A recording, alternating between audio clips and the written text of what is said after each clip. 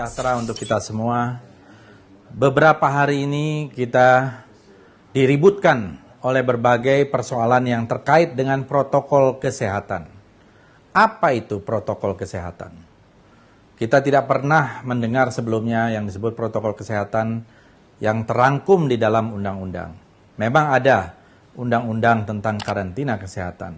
Tetapi kita memang tidak pernah membayangkan bahwa undang-undang ini akan dipakai, apalagi setahun kemudian lebih terjadi pandemi COVID-19.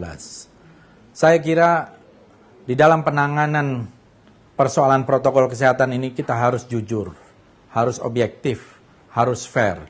Kenapa? Karena sejak awal pandemi, pemerintah sendiri tidak terlalu serius menangani pandemi COVID ini. Bahkan ketika itu terjadi permintaan untuk lockdown atau permintaan untuk karantina wilayah, tetapi terjadi semacam tarik-menarik yang akhirnya pada bulan April pemerintah DKI Jakarta menerapkan apa yang disebut sebagai PSBB atau pembatasan sosial berskala besar. PSBB didasarkan pada permintaan dari kepala daerah kepada pemerintah pusat. Tetapi tidak ada pengaturan yang lebih detail terhadap itu, termasuk tentang kerumunan, tentang pemakaian masker, atau tentang protokol yang lain.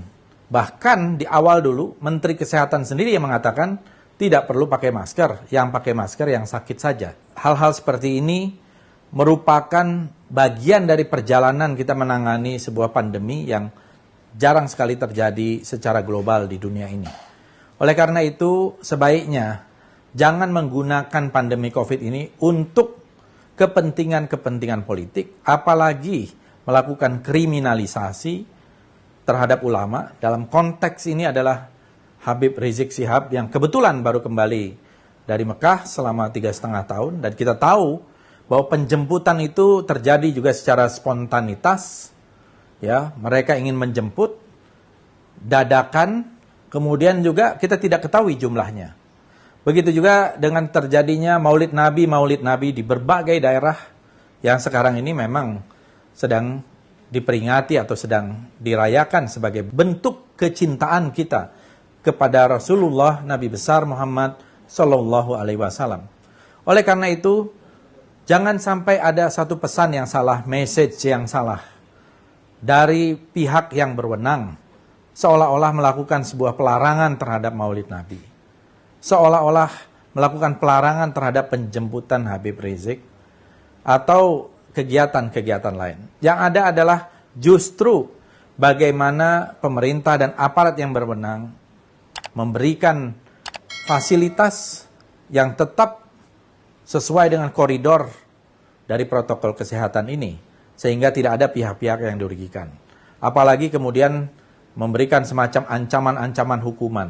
Saya kira kita bisa berdebat panjang soal ini, jangan pernah melakukan kriminalisasi, apalagi atas nama undang-undang yang tidak menyebut secara detail tentang pelanggaran, misalnya berkerumun maupun kegiatan lain. Saya sependapat dengan para pakar hukum yang menjelaskan bahwa undang-undang karantina kesehatan ini tidak mempunyai satu dasar yang kuat untuk melakukan kriminalisasi atau penetapan tindakan pidana kepada mereka yang berkerumun, kepada mereka yang tidak pakai masker, maupun kepada kegiatan-kegiatan lain. Yang diperlukan adalah memberikan edukasi, himbauan kepada masyarakat untuk tetap menjaga kesehatan, menjaga jarak, physical and social distancing, memakai masker, mencuci tangan, dan sebagainya. Tapi bukan berarti kemudian dilakukan satu tindakan-tindakan keras tanpa dasar yang menyalahi undang-undang. Saya kira ini yang merupakan menjadi pesan karena kegiatan-kegiatan kemarin, termasuk pemanggilan klarifikasi Gubernur DKI, menurut saya salah sasaran, salah tatanan. Karena bagaimanapun Gubernur membawahi Kapolda atau Pangdam, mewakili pemerintah pusat, meskipun tidak mengganggu instansi vertikalnya. Jadi saya kira ini juga pesan yang dinilai oleh masyarakat bisa diskriminatif. Karena terjadi di Jawa Barat, terjadi di Jawa Tengah, apalagi di musim pilkada seperti sekarang ini, kerumunan, perkumpulan orang-orang untuk tujuan apapun banyak sekali, tetapi penindakannya tidak boleh tebang pilih sesuai selera, apalagi didasari oleh kebencian.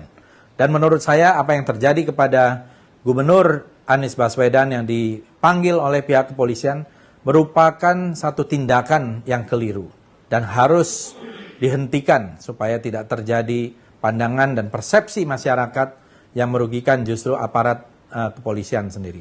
Terima kasih. Wassalamualaikum warahmatullahi wabarakatuh.